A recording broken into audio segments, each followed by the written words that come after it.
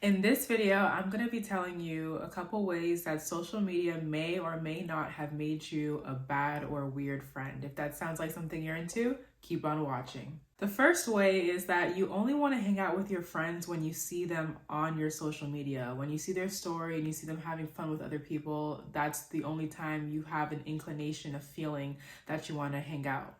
It's weird that you have to be reminded via Instagram or TikTok that you have the friend, you have their number, and that you have the ability to hang out with them in the first place. So make sure that when you reach out to your friends, it's because you genuinely want to hang out with them and not because you have FOMO because you saw them have fun with their other friends last weekend.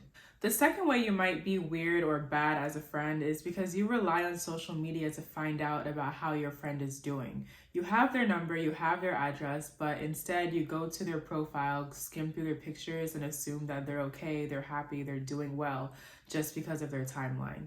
Make sure that you actually reach out to people in real life, off the internet, to find out, because we all know that social media is a highlight reel. Some people are very private with things they're going through in their real life. It's unrealistic to assume that because their feed looks good that they're doing well. So don't rely on social media to determine how your friend may or may not be doing. The third way, and the way that gets on my nerves, is when people see a social media post and you feel like it's about you.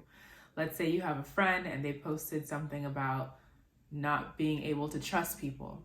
And then you assume, oh, it must be about me.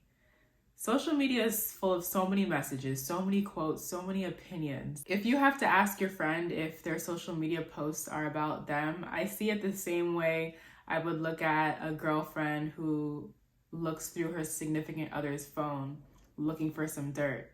Both of those situations prove that there's a lack of trust and a little bit of insecurity on your side in terms of what your significant other or what your friend is doing, what their intentions are, and how transparent they can be with what they're doing and how they feel about you and your relationship.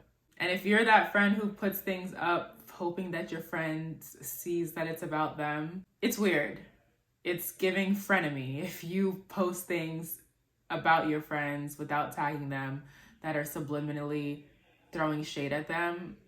I have to ask if that's really your friend. Number 4, you keep tabs on friends and family on social media. This is the weirdest part. If you don't talk to somebody in real life, but you follow them on social media to actually follow what's going on in their life, that's a little weird.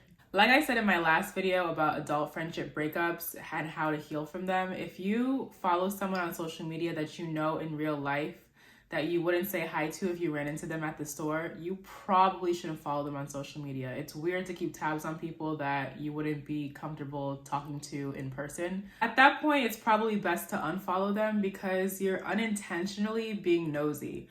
You might not be digging through your followers list to search their name and find their profile, but if they post something, a life update, something that they're doing, and it's somebody that you don't really care for in real life, it's kind of weird. And the fifth and final way that you might be weird as a friend because of social media is when you text or call your friend, they don't answer, and you see them online on social media and you feel some type of way. That is so bizarre to me that someone would feel offended. Someone can be on their phone and not be in the mood to talk. They could be physically in a meeting or with family, spending time with friends where they can't talk on the phone because it's not the place they're already talking to other people in real life. They could be mentally drained from their day or whatever they have going on, so they don't feel like being on the phone.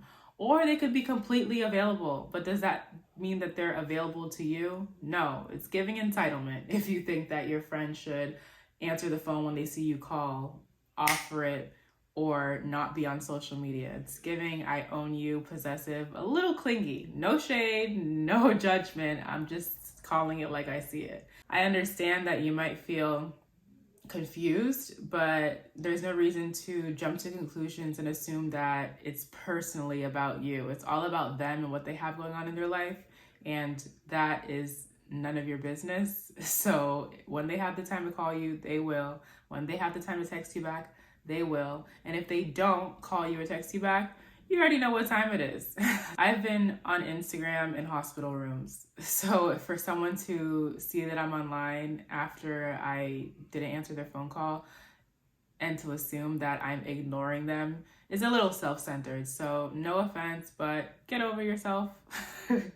If you liked this video, watch my last one. It was all about adult friendship breakups and how to heal from them. Like, comment, and subscribe. Follow me on my social media. It's right here, especially on my Instagram. I post my story almost every day. And I hope that until the next video, you act accordingly. Bye. If you hear a little congestion, it's because I'm congested. Shout out to the people who noticed.